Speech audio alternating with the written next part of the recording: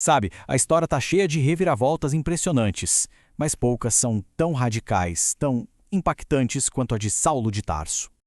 Pois é, essa é a pergunta que fica, né? E ela define uma das jornadas mais extraordinárias que a gente conhece. Vamos mergulhar em como essa transformação, que parecia simplesmente impossível, acabou acontecendo. Para a gente entender o tamanho da mudança, a gente precisa voltar lá para o comecinho. Logo no início do movimento cristão, os seguidores de Jesus eram vistos como uma seita perigosa, sabe? Uma ameaça. E contra eles surgiu uma figura formidável, Saulo de Tarso. Olha só que diferença gritante. De um lado, os apóstolos originais, homens comuns, pescadores, coletores de impostos. Do outro, Saulo. Ele era da elite, um rabino respeitado, cidadão romano, fariseu treinado, ou seja, um mestre da lei judaica. Ele tinha poder, estudo, autoridade. E essas palavras são do próprio Saulo. Ela dizem tudo. O cara tinha um orgulho imenso de quem ele era, da sua formação. E essa confiança toda na própria justiça o colocou em rota de colisão direta com a mensagem cristã, que falava de salvação pela fé e não por mérito próprio. E ele não ficava só no discurso, não. A missão de Saulo era ativa, era violenta. Os registros mostram que ele concordou com a morte de Estevão, o primeiro mártir cristão, e depois se dedicou a devastar a igreja. Ele ia de casa em casa, arrastando homens e mulheres para a prisão. Então, com a autorização dos principais líderes religiosos, Saulo foi para Damasco para continuar o serviço.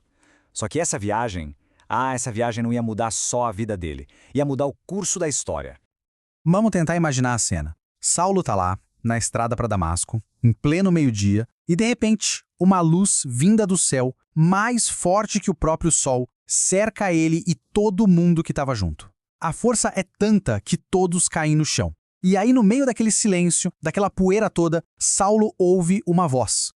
Imagina o impacto disso. A pergunta vem direto dos céus. E não é uma acusação qualquer. É algo pessoal, direto. Por que você está me perseguindo? A missão dele foi confrontada ali, na hora, por uma autoridade muito, mas muito maior. E a resposta? A resposta veio para demolir tudo. Era Jesus. Aquele que Saulo achava que era um farsante. Aquele cujos seguidores ele queria eliminar da face da terra. Naquele instante, o mundo de Saulo, todas as suas certezas, a sua missão, tudo desmoronou. Aquele encontro deixou Saulo transformado. E não foi só por dentro, não. Foi por fora também. Cego, completamente desorientado, ele teve que ser guiado para dentro da cidade, rumo a um propósito totalmente novo. A virada de chave foi instantânea e total. O homem que chegou para prender cristãos teve que ser levado pela mão, cego, para dentro da cidade. E lá ele não só recuperou a visão como foi batizado e, sem pensar duas vezes, começou a pregar a mesmíssima mensagem que ele tentava calar. Essa frase resume o choque geral. Para os primeiros cristãos, era inacreditável. O maior pesadelo deles tinha virado, da noite para o dia, seu mais novo e empolgado pregador. A notícia se espalhou como fogo em palha seca. E a partir daí que Saulo, agora conhecido como Paulo, dedicou cada segundo da sua vida para construir a fé que ele um dia tentou destruir. E o impacto do trabalho dele é simplesmente imensurável.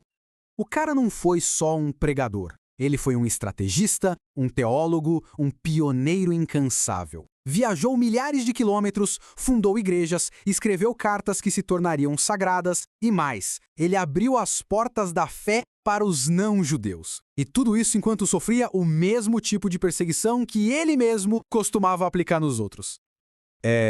Essa frase resume tudo perfeitamente. Toda aquela energia que ele usava para destruir foi redirecionada, com ainda mais força, para construir. De perseguidor a pilar da fé. A transformação de Paulo simplesmente definiu os rumos do cristianismo. E talvez, no final das contas, essa seja a grande lição da vida de Paulo.